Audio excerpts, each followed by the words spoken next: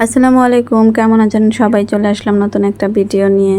তো দেখেন, গ্রামে ছোট ছোট গাছে যে আম হয় দেখতে অনেক ভালোই লাগে, অনেক সুন্দর লাগে।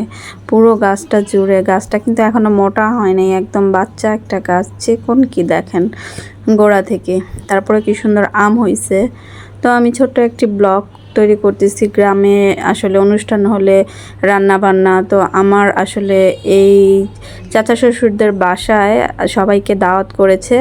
তো আজকে রান্না বান্না দেখাবো, এই আর কি আপনাদের। এই তো ভিডিওটি আসলে আমি অনেক লেট করে দিলাম, যাই হোক। তো এখানে আসলে গরুর মাংস রান্না হচ্ছে। তো গরুর মাংস রান্না হচ্ছে, গরু, তারপর হচ্ছে মুরগি রোস্ট করা হবে আর পোলাও। তবে গ্রামের রান্নার এটা হচ্ছে একটু ভিন্ন আর কি, এই আর কি।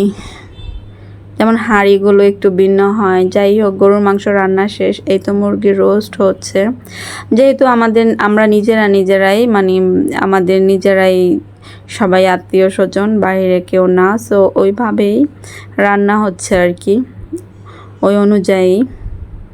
তো রোস্টটাও হয়ে গেছে প্রায়, এখন পোলাও রান্না হচ্ছে আর কি। তো এই যে পোলাওটাও বসায় দেওয়া হচ্ছে।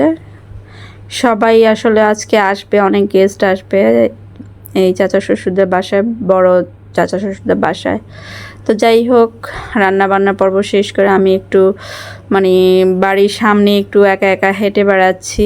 এই তো তাল গাছগুলো কি সুন্দর লাগে, গ্রামের পরিবেশ আসলে অন্যরকম, খুবই ভালো লাগে, সব কিছু অন্যরকম, খুবই ভালো লাগে। আশা করছি আপনাদেরও ভালো লাগবে। আমি আসলে একটু ছোট্ট করে তুলে ধরলাম যে গ্রামের পরিবেশ প্লাস হচ্ছে রান্না বান্না, এগুলো অনেক মানে ভালো, খেতেও কিন্তু অনেক মজা হয়েছে, খারাপ হয়েছে যে তা না, সব কিছু মিলিয়ে সুন্দর ছিল।